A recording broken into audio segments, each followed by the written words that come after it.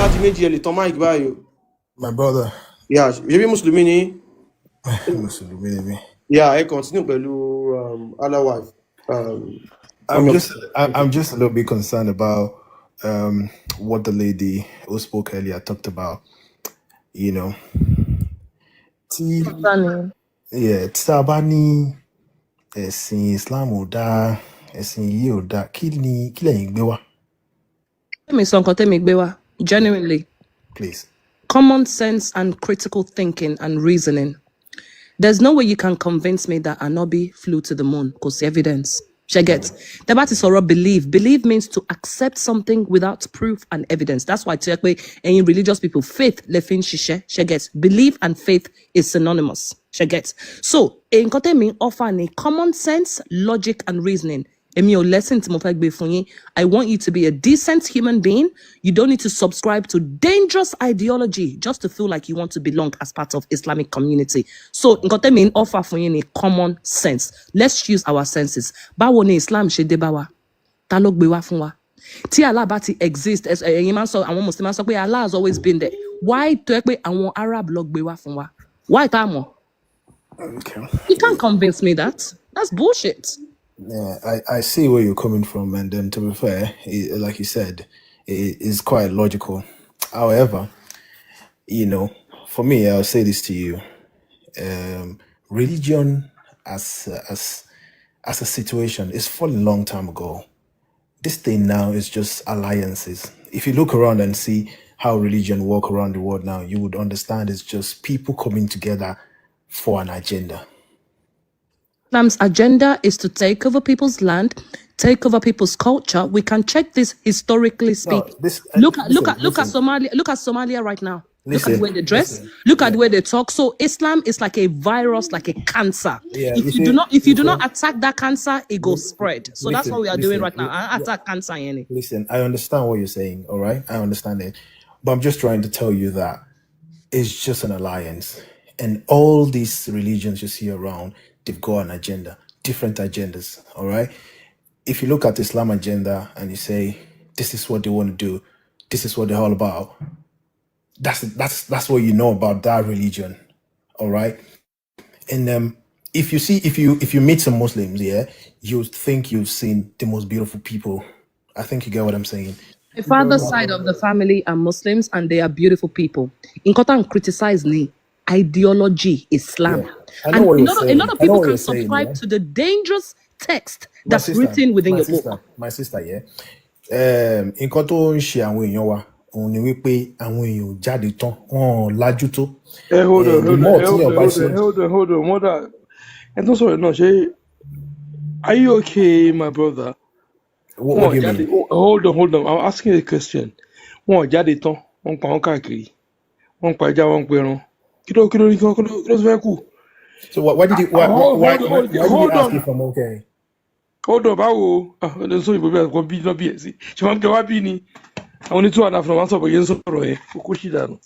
I've never 40 years. But me o so nǹkan tó yẹ kó fi embarrass me now. Yeah, mo be question lọ́wọ́ ni mo ní kò ní sùúrù kò jẹ́ kí n sọ̀rọ̀. Ọtí àlàyé tó sọ̀kalẹ̀ ní sọ ni. Tó ló máa pa everybody tásìkò yẹn bá tó. Yeah. Ṣe tó sọ̀rọ̀ yìí. Ẹ jẹ́ kó rí ẹ pé gan àwọn onítú àgbọn wọn kò bẹ́ẹ̀ sọ pé bí náà bí sí. Ìwọ oṣù ológbó olóṣù onítú àdé àfùlọ́ ń sọ bá mi sọ̀rọ̀. How dare you talk to me that way? Nǹkan tá à ń sọ ni ẹ̀yin tẹ́ ẹ fẹ́ kó ẹ̀kọ́ sára àwọn èèyàn. Ẹ̀kọ́ ìwòlò máa sọ ọ̀rọ̀ bẹ́ẹ̀ ṣe ń sọ̀rọ̀. Woman tó sọ̀rọ̀, the lady who spoke earlier.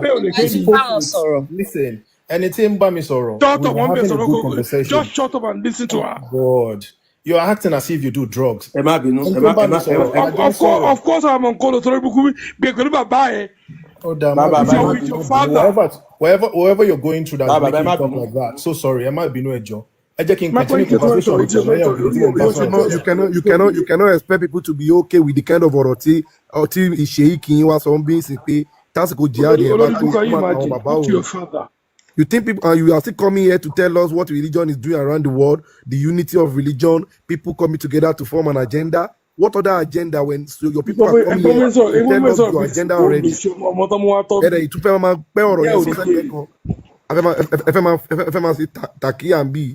Will it work now? ẹ̀yin ni kẹ́ join ní movie train kẹ́ẹ̀sì tó fáwọn èèyàn àti ewu tó wà nú ẹ̀sìn yín. Mr. Dimeji. Ṣé wà ń bẹ̀? Ẹ lè unmute. Ẹ já parí ọ̀rọ̀ wa. So, kí ni agenda Islam? Ẹ jẹ́ n bi yín. What is the objective of Islam? Kí ló fẹ́ ṣe? What does Allah want from his slaves? What does Allah want from his followers? Kí ló fẹ́? I didn't know I've been muted, all right? You see, when you were talking, I wanted to talk about the passions and how, Islam took over. Ẹni tó ń sọ̀rọ̀ ẹ̀ tó bá yẹ pé o mọ̀ mí dáadáa ni o ò ní bá mi sọ̀rọ̀ bó ṣe bá mi sọ̀rọ̀ ẹ̀ torí pé èmi ìjìnlẹ̀ Yorùbá ni mí. So do you understand? Gbogbo ọ̀rọ̀ tí yẹn bá dẹ̀ fẹ́ sọ publicly ó yẹ kí yẹn rò kí yẹn tó tún sọ torí pé ọgbọ́n la fi ń ṣèlú aláìlára, ìmọ̀ la fi ń ṣèlú aláìlẹ́yìn, àtọgbà àti ìmọ̀ la fi ń ṣèlú aláìlẹ́nìkan. Listen. Yorùbá lẹ́ ń sọ ni wọn ò ní tọ́ gbogbo phonetics ń sọ yẹn.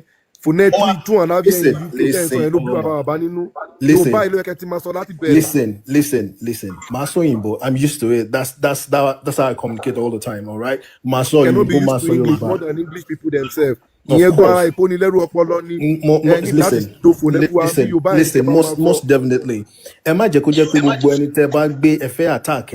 Listen to people before you judge them. You bring someone up and then the next thing is you want to attack them. If you want to pass message to people, all right, look at the way the lady was passing the message. I wanted to talk to her. It will be lady Asian sorrow. You only listen, see.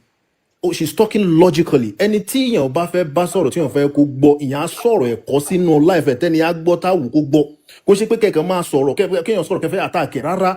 Ó máa ń jẹ́ kíyàn quantify ọpọlọ oníkálukú àti bí ọpọlọ oníkálukú ṣe mọ. Gbogbo ẹ̀yin tẹ́ ń sọ̀rọ̀ láti. Gbẹ̀nu òṣìṣẹ́ sọ olórúkú ṣe olùṣiṣẹ́ àwọn ní COS náà jẹ́ ká gbádùn yìí o. Can you imagine? Ó yà fọ́tò tó ń ya Bugatti tó ń ya flower káàkiri. You bloody fuck off gbọ́n táwọn bẹ́ẹ̀ sọ. Olóòṣì lọ́sẹ̀ èdè àwọn ọmọdé nìkan òbí ò ní ṣe dáadáa láyé ẹ you dare talk to me again kò fucking fuck off ni kí ló ṣe gbọ́dọ̀ burúkú ìmọ̀lá gbogbo ẹ̀ tó ń ya fọ́tò ya fúláwà fọ́tò tó ń ya 1970 wọn àbí ẹ̀wọ̀n sí fọ́tò tó lọ yà yìí ẹlọ́wọ́ ẹ̀ tẹ́ ń bá sọ̀rọ̀ yìí ya fọ́tò no garden can you imagine this idiot má mi sọ̀rọ̀ lọ́jíkà olùṣí àwọn oníṣẹ́ òyìn sí olùṣí onísúlẹ̀tì òtọ́tọ́ tí o ti gbọ́ tó ìfẹ́ dúró how dare you talk to me that way yàrá ìjẹ́ ló sọ not even your father dare talk to me that way orí ẹ̀ burú not even you mo ní kò take it easy o bá mi sọ̀rọ̀ olùṣe ọmọ ní lọ́jíkà go on.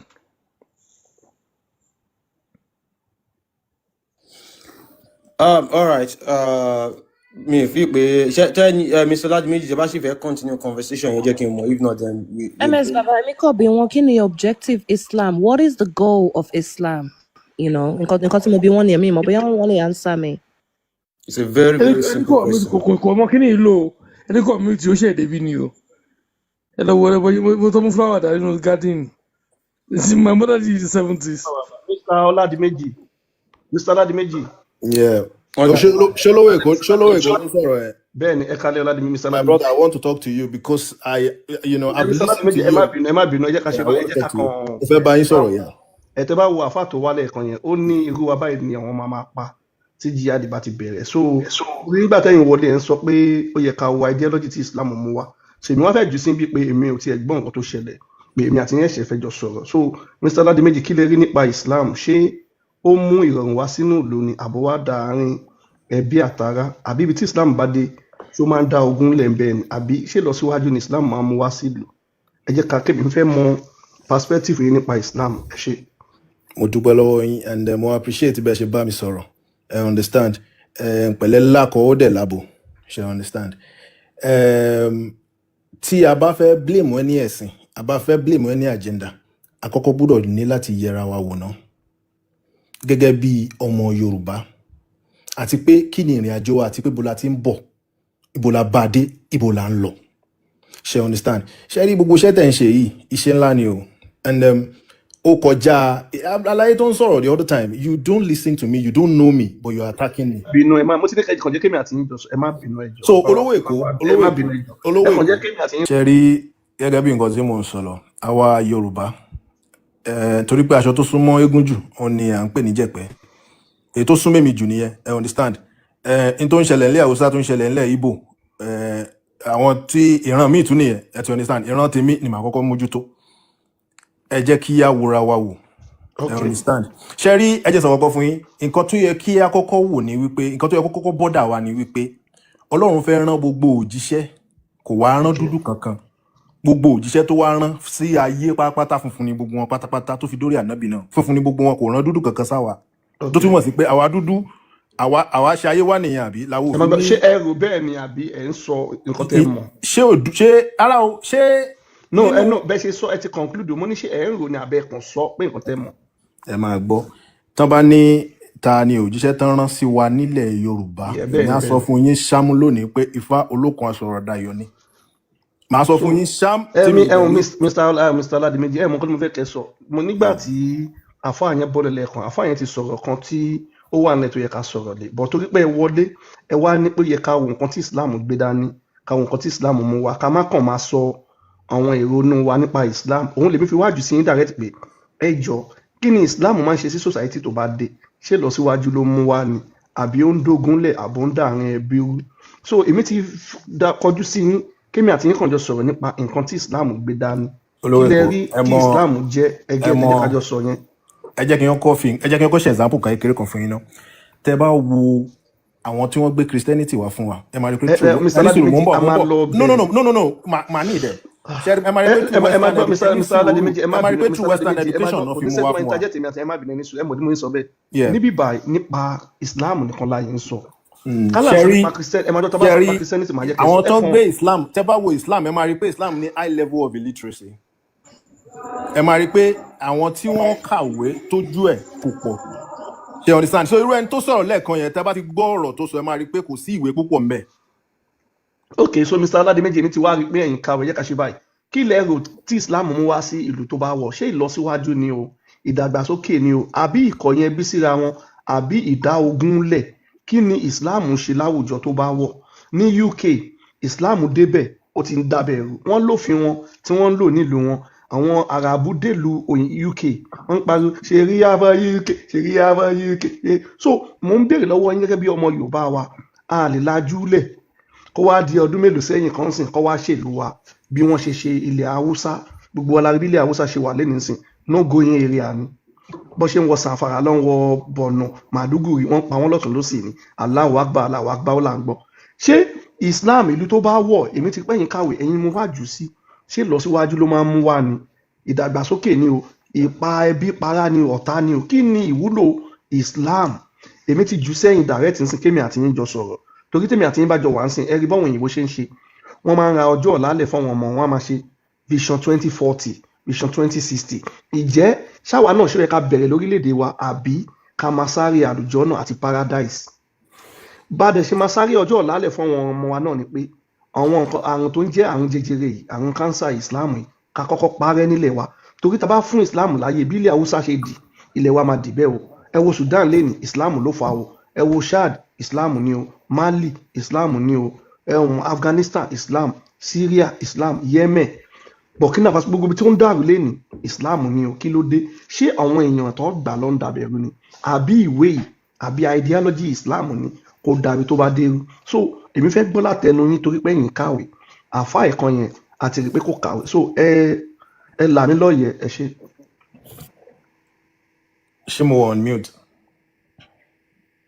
Bọ́yìn. ṣé ń gbọ́ mi yẹn ṣe rí generally nǹkan tí mo máa sọ fún yín irú pé kán na obìnrin kán ṣe nǹkan kan yẹn understand ìwà ìdọ̀tí ni ìwà ìdọ̀tí ni ṣe understand àwọn nǹkan dẹ̀ pọ̀ náà tó jẹ́ wípé àwọn tí wọ́n tún jẹ́ lẹ́kọ̀ọ́ wọ́n fẹ́ gbìyànjú àti fọ̀mọ́ understand but ní tí ò bá ṣe é fọ̀mọ́ kò ṣe é fọ̀mọ́ wọ́n ní iye ọdún kan báyìí ni ànábì fẹ́ Aisha kínní kan understand. I wasn't there. I don't have enough information about it. However, ìwà ìdọ̀tí ni lọ́dọ̀ tèmi. Ṣé understand? Ìwà tèmi ò ní wù ni. Mi ò ṣànábì. I understand. Mi ò ṣòjíṣẹ́. But ìwà tèmi ò ní wù ni. Ṣé rí nǹkan tẹ́ ń sọ lẹ́ẹ̀kan tẹ́ ń sọ pé ibi tí Islam bá dé nǹkan kan. Jẹ́ mọ̀ pé Iran kò ń ṣe ìlú Islam. They were pé Persians. Islam take over abẹ ṣe mọdún tí Islam take over wọn. Ṣé o pé ilẹ̀ àwọn Persians ni? Bẹ́ẹ̀ ni They are bọ more, they are Islam very, they are closer Islam ti to take over wọn ṣe mọ̀. Islam take over wọn, as you understand. Wọ́n bojú ń sìn gẹ́gẹ́ bí ọ̀rọ̀ Afghanistan. Tẹ́lẹ̀ wọn kì í ṣe Muslim Persian ni wọ́n bọ̀ Yeah, they're Islam Persians. ìgbà tó fún wọn ní Islam ló sọ wọ́n di bó ṣe wà tẹ́yìn náà dẹ̀ mọ̀. Yeah, I know. Okay, so ẹ má bínú Mr. Ladimi ṣé Muslim ni. Of course I am, yeah. Okay, so ẹ má bínú kí lè rí tẹ́bi jẹ́ Muslim yàtọ̀ sí pé wọ́n bí sínú Islam. Ìjẹ́ṣẹ́ ti rí ìwà dáadáa kan tí Islam ní lọ́wọ́. Mi sọ àwọn èèyàn tó ń ṣe o tí Islam yẹn gangan ideology yẹn ṣe ní ìwà dáadáa kan tó gbé dání tẹ́fi wò pé lẹ́yìn pé àwọn òbí mi sínú Islam ìwà yìí mo rí mi ṣe jẹ́ Muslim ṣe é ní. Torí tá bá wò ń sìn jẹ́ ọmọ Yorùbá yín tá bá wo orúkọ yín Ọládìméjì ọmọ ọlọ́lá nìyẹn. Ìjẹ́ ọmọ Yorùbá mi. Ẹni sùn ọlá wọn tún lé sí ẹ rí pé mo sáré ti má pẹ̀rẹ̀ ibi tẹ́ ti wá ní ẹ má gbọ́ ìjẹ́ Muslim yín ìjẹ́ṣẹ́ lè sọ dáadáa kan tó wà ń bẹ tẹ́ fi jẹ́ Muslim. Ẹ máa gbọ́. Bí yá Muhammadu ló ṣe dáadáa kan ní o bí yá aláàlẹ́ gbọ́ pé ó ṣe dáadáa ní o.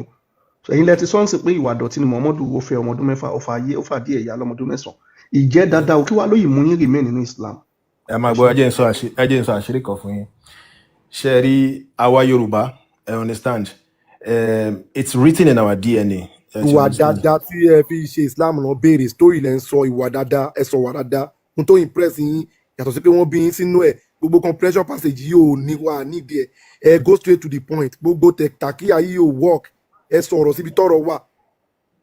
You don't have to attack me. Mr. Aládìméjì ẹ má bínú wọn attacking ẹ má bínú Mr. Aládìméjì nǹkan tó ṣẹlẹ̀ ni pé àwọn ẹlòmíì fẹ́ wọlé bọ̀ lórí pé ẹ sọ pé nǹkan tí Islam gbé dání lèmi ṣe ra jù sí pé ẹ kàn yẹ kí mi àti yín sọ kó jẹ́ ṣókí ìjẹ́ṣẹ́ ní ìwà dáadáa kan tó wà nínú Islam tẹ́rí tẹ́ ìfi jẹ́ Muslim àbí ìwà dáadáa kan tí Muhammadu ní àbí no ẹ ṣe get nǹkan yẹn ẹ má bínú so gbogbo ilé ẹ kó jẹ́ mi nìkan ni máa bá wọn sọ̀rọ̀ kí ló mú yín jẹ́ Islam torí tẹ́ bá wo ìjẹ́ ọmọlúàbí wa bá ṣe jẹ́ Yorùbá gbogbo nǹkan láti mọ̀ àti mọ̀ ọwọ́ ọ̀tún yàtọ̀ sọ́wọ́ òsì àmọ́ bó ṣe ń bọ̀wọ̀ fágbà àmọ́ bá ṣe mọ̀ àmọ́ ìwọ Olúwa àmọ́ òfin ìjọba gbogbo ẹ̀ láti mọ̀ ìjẹ́ ọmọ Yorùbá wa ìjẹ́ kí ni Islam wa mú wá fún wa láfikún ni àbí láyọkúrò ẹjọ́ so ṣe rí wà dáadáa lẹ́yìn pé wọ́n bí gbogbo wa tẹ́ẹ̀ rí ń bíbà ni wọ́n bí sínú Islam àmọ́ ìgbàtà bẹ̀rẹ̀ ìwádìí lárí pé yàtọ̀ sí wọ́n bí wa sínú ẹ̀ kò sí nǹkan dáadáa kan tó lè mú wa máa sọ́ǹtà pé Muslim ni wá láti máa fi yangàn lẹ́yìn Fúlàní nìkan ló lè máa fi Islam yangàn torí Fúlàní wọn ní àṣà àti ṣe àwọn Fúlàní kan ti wá wá sí wọ́n ti ń jẹ́ orúkọ wa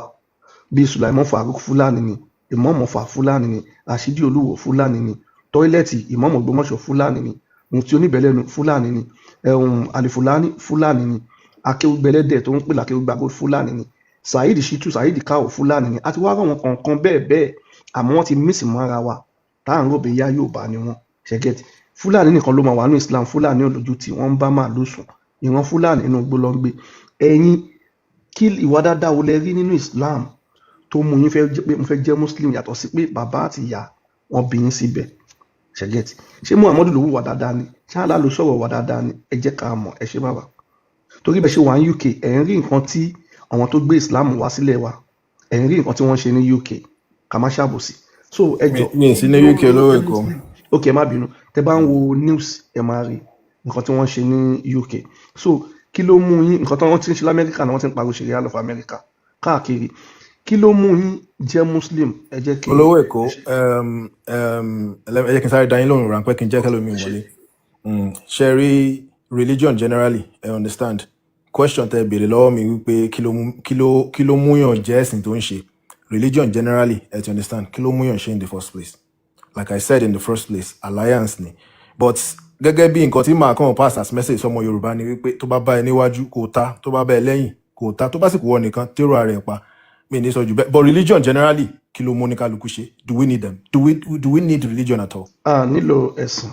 Gẹ́gẹ́ bí ọmọ Yorùbá ẹ ti understand tó tiẹ̀ jẹ́ wípé ìran tiwa a ti wà níwájú kó tó di wípé àwọn akóni nípa kó tó di pé wọ́n dé ṣe understand wájú la wà gbogbo tí èèyàn lè fi ṣe ilé ayé tí èèyàn bá gbé Islam wa tán gbé ẹni ẹ̀sìn kankan wá fún wa Yorùbá as a people am a tribe nítorí pé gbogbo nǹkan tí èèyàn lè fi gbáyé pátápátá òun láti ní ìbọ̀wọ̀ fábà tó bá bá ẹ níwájú kò ta tó bá bá ẹ lẹ́yìn kò ta tó bá kù wọ nìkan tó èrò ààrẹ pa. so Mr. Ọládìméjì ẹ ṣe so akin púpọ̀ ẹ ṣe. and the man tí ó ń sọ lẹ́ẹ̀kan mo apologize ẹ má. Mr. Ọládìméjì mi mọ̀ bí àkànnà ọmọdé tọ̀ ló jà yín ẹ ṣe ẹ kú ìfitọ́mọ ènìyàn ṣe bàbá wọn ní kẹ́ má bínú so Mr. Ọládìméjì mo kí yín ẹ ṣe bàbá. You have Palestine up there. Ẹ káàárọ̀. Ẹ kálẹ́ o. Ẹ káàárọ̀ o. Àárọ̀ la mọ̀ wá. Ó dá ẹ kálẹ́. Palestine. Ẹ kálẹ́ o. Ẹ kálẹ́ àná Jim ẹ ó dùn ọmọ bọ̀. Palestine. Sá. Ṣé Muslim ní? Bẹ́ẹ̀ni. Ṣé ẹ ti over 18 years àṣà adult ní? Mo ti over 18 years. Alright, so Allah wife, over to you. Bí a ká dẹ̀ máa confirm. Yeah, come and confirm, yeah, because Oman better. Okay, Mr. Palestine, name Okay. 5, the same question, let me share if one 5 examples tí Islam mú wá tí a ní nílẹ̀ Yorùbá. N tó mú ata ní nílẹ̀ Yorùbá. Benefits ẹ̀. Ó mú benefit, ó mú ìrun wá first. Wá Ìrun sorry? kíkí. Ìrun kíkí. Ah, okay. Ìrun kíkí. So ẹ mọ̀ pé a ní nílẹ̀ Yorùbá. ẹsìn nǹkan dáadáa ló ń sọ wọ́n ní nǹkan dáadáa tí a ní nílẹ̀ So ìrun kíkí náà nǹkan dáadáa náà ni. Èní. Ṣé ń gbọ́? Ó mú ká má máa ṣẹ́mọ̀ ọtí mímu ṣìnà gbogbo ẹ̀ wà mà ó ok Islam mú wa pé ká má mutí ká má mutí ká má ṣe ṣìnà ṣẹ́rí gbogbo nǹkan dáadáa náà ni. Palestine ṣé mọ̀ pé nínú Quran ẹ máa mutí lálùjọ náà ṣe máa bẹ́ẹ̀ mọ̀ Bẹ́ẹ̀ ni mo mọ̀ yẹn. ẹ ṣe wá ní pé Islam ní pé káwa máa mutí nílé ayé nílẹ̀ Sẹ́rí Yorùbá no ẹni tí sẹ́rí máa dákẹ́ fún yín ẹni Islam ní káwa máa mutí nílẹ̀ Yorùbá láyé àwa táwa láyé ń sìn àmọ́ wá ní tẹ̀yìn bá tún ti wá kó o èyí máa lọ mutí ní àlùjọ náà ẹ gbé sí ọ̀rọ̀ yẹn rí bá ẹ̀gbọ́n òkè ẹ jẹ́ n ṣàlàyé fún yín. Sẹ́rí gbogbo nǹkan tó jẹ́ pé nílé ayé pé ká má ṣe àgbèrè Muhammadu ṣàgbèrè náà so kí wàá lè sọ. Kí ni evidence yín? Wà náà aláwọ̀ ẹ̀ bá ń gbé fún wọn níbi tí Muhammadu ti yọ kẹ́lẹ́kẹ́lẹ́ tó lọ bá ọmọ ọ̀dọ́ sùn tí wọ́n ti ka ọmọ bẹ́ẹ̀ tó ní ẹ pa mí sílẹ̀ ẹ má pa mí síta ẹ ṣàánú mi ẹ má jẹ́ ìrìn òwò ọjà tí wọ́n já sí òòrùn so nílẹ̀ ìwọ̀n kọ́tẹ́ ní Islam mú wa ó ní ká má mú ọtí. So ọtí ẹ máa gbọ́ bẹ́ẹ̀ ni pé ẹ ń sọ̀rọ̀ pé lálùkì àmọ́ ẹ máa gbọ́ ẹ gbọ́ tèmi ẹ sọ pé tá a bá ti kú pé a mọ̀ ọtí ní àlùjọ́nàbí yes so ní ilé ayé yìí Islam ó tako anything tó jẹ́ pé èèyàn ó bá mu tí ó bá yọ yẹn ní làákàyè tí ó fi ní làákàyè mọ́. Palestine so ẹ̀ka kí tí wọ́n gbé sí yẹn kò sọ̀rọ̀ bí ẹ sọ yẹn ẹ̀ka kí ní tó gbé sí yẹn wọ́n ti bá yín gbé sí ẹ ṣe sọ.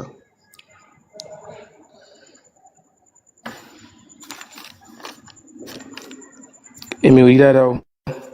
Kẹ̀ máa bá yín kà kàkà. No, kí ni yẹn rí wíníwíní lójú. Okay, number. This TikTok is acting up. Okay. Ó ti ṣe dáadáa sí Palestine ó yẹ tẹ́jú mọ́ dáadáa. Bá a fọ́ọ̀mù lójú àríyàn ọ̀yẹ̀là ẹ wò ó yá.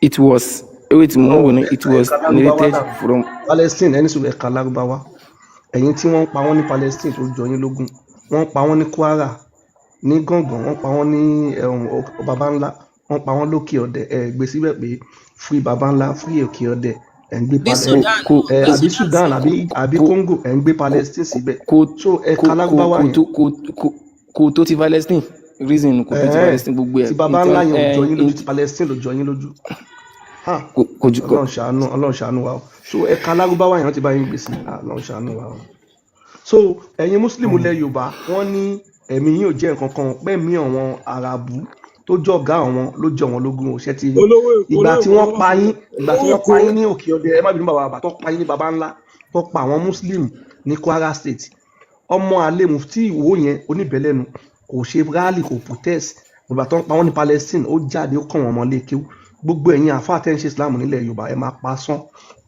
rádaràdá báyìí ló máa gbẹ̀yìn ayé iṣẹ́ tẹ́ tó kú ẹ má bínú tẹ́ tó kú lójú ayé ilé tí mo máa ṣe ẹ̀sìn ẹ̀wọ̀n kan tó kọ́ àwọn èèyàn wá sí ẹ̀wọ̀n kan tó kọ́ àwọn èèyàn wá sí ẹni yẹn sọ pé àwọn ti Palestine yẹn ó dùn ún ju tilẹ̀ wa lọ. ẹ ní láti ní bẹ́ẹ̀ ẹ fi láyà sọ lórí ẹni sùn pẹ̀lú àwọn tẹ̀ sọ yìí kò ní dáa fún aláwọ̀ yẹn wọ́n láyà sọ lọ́run kò ní dáa fún aláwọ̀ yẹn. tábà láyà tábà kò ní dáa fún aláwùjọ kò lásán ni Muhammadu yẹn máa ṣe òfò ni Muhammadu ẹ ní ṣe oríire ẹ ní látúbọ̀ tá a rí. orí ibú ni ọ̀jẹ̀ tí ẹ dánwò bá ní ẹ máa wò bẹ́ẹ̀ sí polówó èkó wọ́n náà ń tọ̀ lé ẹ̀ tí tó ń tọ̀ lé dẹ̀. Gentlemen, ìdákẹ́ná jẹ́ kọ́kàn àwọn tó fẹ́ ká tọ̀nà kó wá wo bí àlá àti Muhammadu ẹ ṣe ń tọ̀ lé ìdákẹ́ná ìjẹ́kọ̀ọ̀kan náà kó wá wo bí bàbá àti Muhammadu àtàlà bó ṣe ń tọ̀ lé ìdákẹ́ná jẹ́kọ̀ọ̀kan kó rí bá àlá. ẹ má ṣe bí ajá náà ẹ kàn, you are a grown man, ẹ control ara yín. ìdákẹ́ná jẹ́ kí bàbá ẹ ṣe bí ajá woof mo Allah lọkọ mi mo ń dó Allah every night, in fact n bá ṣe tán bí báyìí mo máa dó Allah. ṣe ń ṣẹ̀sìn jẹ́kọ̀ọ̀kan. Allahu Akbar, Allah daddy. Anyway, so now Mr. Bash, ẹ control ara yín, ẹ yé behave bí ajá ẹ jọ. So it was narrated. Allahu Akbar. Oh yes, it's okay, Allah wife. Allahu Akbar. It was narrated from Anas that the messenger that the messenger of Allah had a female slave he would have intercourse with. But Aisha and Hafsa would not leave him alone.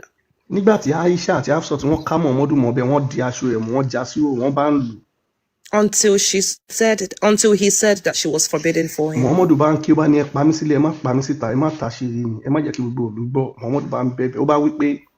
Then Allah, the mighty and sublime, revealed. Muhammadu bá lóun ti ṣe nǹkan ìwọ òun ti mọ̀ pé òun ṣe nǹkan tí ò dáa nígbà tó ká Muhammadu mọ́ bẹ́ẹ̀ tó ń bá ẹrú yẹn sùn Muhammadu tún tọ̀ sórí ibùsùn bẹ́ẹ̀ ló yàgbẹ́ sára ó bá ní kó ṣàánú Allah bá sọ àyàkálẹ̀ ó wí pé. Holy prophet. Ìwọ Muhammadu kí ló dé tó tọ̀ lé jẹ́ ká délẹ̀. Mr. Nadia, control ara yín. Níbi tó ti lọ bá ẹrú sùn dákẹ́jẹ́ kàkà kí ló dé tó tọ̀ lé wọ Muhammadu níbi tó ti lọ bá ẹrú sùn tó tún yàgbẹ́ sórí ibùsùn ẹ̀ Muhammadu kò dáa Muhammadu ó tún tọ̀ lé. Ẹ má jẹ́ kí mi náà tọ̀ sára ẹ jọ. Kò dáa Muhammadu kí ló dé tó tún tọ̀ lé tó tún yàgbẹ́ sára níbi tó ti ń bẹ̀rù sùn wọ́n bá dì mú ó bá ń bẹ̀bẹ̀ ó bá wí pé. O prophet, why do you forbid for yourself that which Allah has made allowed to you? Kí ló dé tó ṣe nǹkan ilé ìwò nǹkan tá Allah ti ní kó ṣe bó ṣe rìn ó lè tọ̀ lé ó lè yàgbẹ́ sára ó dẹ̀ lè bá ẹrú sùn Muhammadu bá wí bẹ́ẹ̀. So Allah supports the behavior yẹn níbi báyìí. So Palestine Muhammadu ló ṣe àgbèrè ẹ lè sọ sí ẹ bá ti délẹ̀. Allah is Muhammad. Muhammad is Allah. Same character, same classmates. Allah is not Muhammad.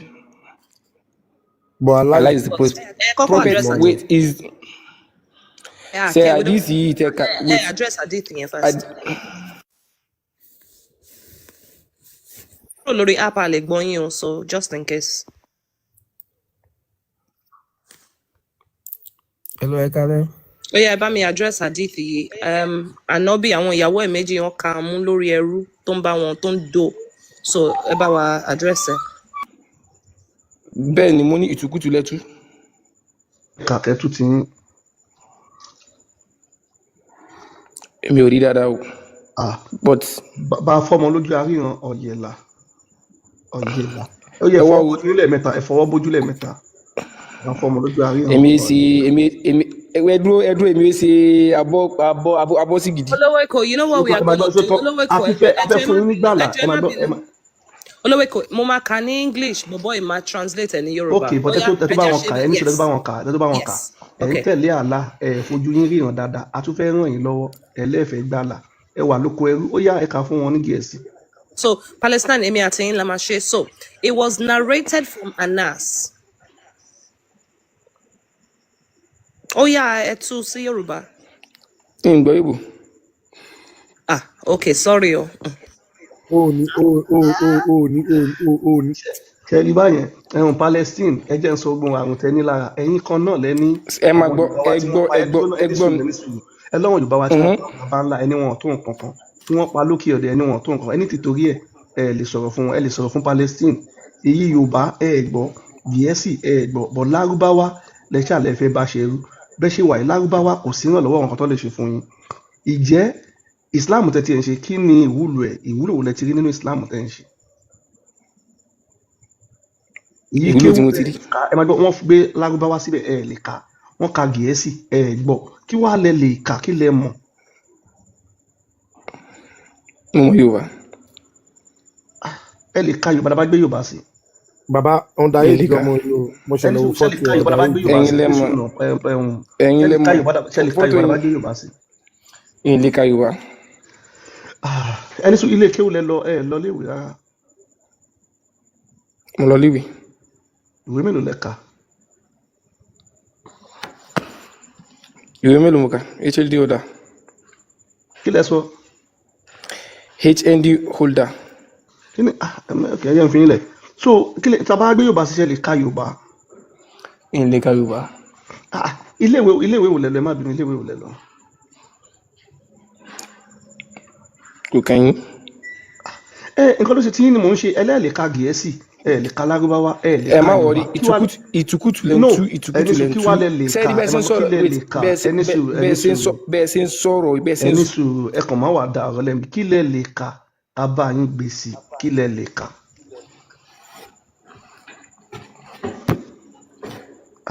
ọ̀gá o ṣé Islam ti wá kọ́ ọpọlọ wọn yẹn wá lọ báyìí o lè ka Lárúbáwá o lè ka Gẹ̀ẹ́sì o lè ka Yorùbá. around 13-14 years old ni. ok wọ́n lè fọ́ 13-14 years old. ọ̀gá oríṣiríṣi ọmọ ìlànà pàdé. tó bá ti rẹ́dí tó bá ti dàgbà díẹ̀ sí ẹgbẹ́ wọn padà wá this is nonsense. tẹ́sà ṣe bá wa sọ. olówó èkó yìí máa ń kàn pẹ̀lú voice wọn. bàbá ò tẹ́sà ṣe wà lókè àṣẹ wà ń bẹ̀. ó wá mi bẹ̀. yà ẹ káàbọ̀. ẹ ṣọ. ṣé mùsùlùmí ni? mùsùlùmí ni mí. ẹ káàbọ̀.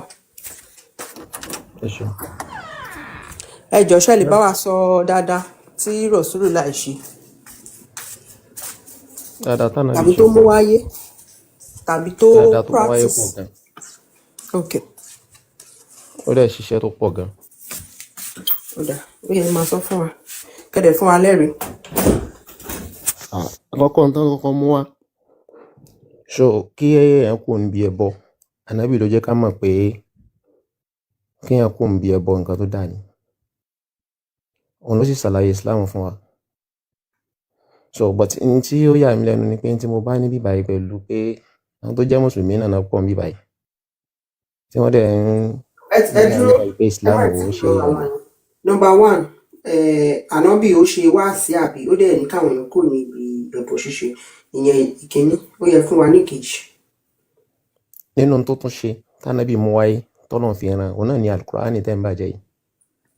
ó mú alukurani wá ok. bẹ́ẹ̀ni láti pé kó jẹ́ ìmọ̀nà fún everybody. ṣé nǹkan pè ní dáadáa wọ́n ní iṣẹ́ nǹkan dáadáa téèyàn ṣe dáadáa tó ṣe kí ni kùránì ṣe dáadáa náà ni alukurani jẹ́ nínú iṣẹ́ dáadáa ni. dáadáa tó ṣe nǹkan dáadáa kò sí nǹkan kí ló kọ́ àwọn kùránì ìwé lásán dáadáa ọ̀nà bí ṣe dáadáa. no nínú dáadáa tó ṣe ni wípé. ẹ máa gbọ́ nǹkan dáadáa tó ṣe ó ní 1 million wáyé tẹ̀ ní ó mú kùránì wà dáa sí dáadáa ìgbọ́ tẹ̀sán dáadáa ọ̀nà bí ṣe. pé kí n sọ̀rọ̀. so bí ìjọ ẹbẹ ní ẹsọ kẹ́kọ̀ọ́ rẹ ti ẹ lè gbà yín àti dáadáa wò lànà bí ṣe.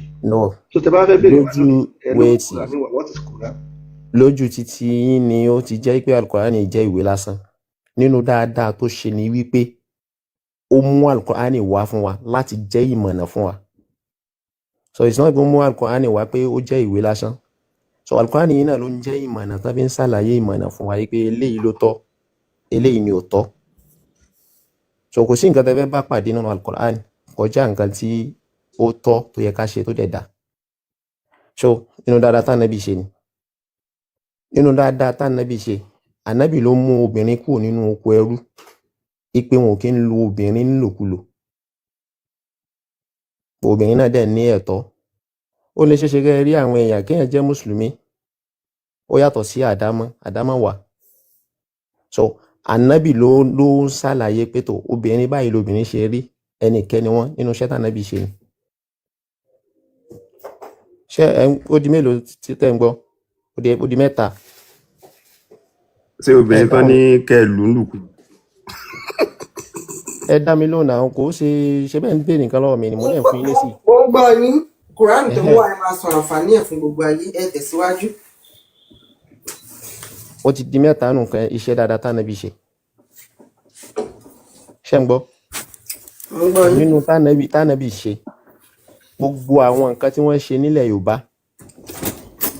láwọn ẹbọ láwọn àwọn nǹkan ìdọ̀tí tó ká gbé ṣé ẹbọ kalẹ̀ Muhammad fún wá àwọn sílẹ̀ Yorùbá ṣé ẹ gbádùn ṣé Muhammad wá sílẹ̀ Yorùbá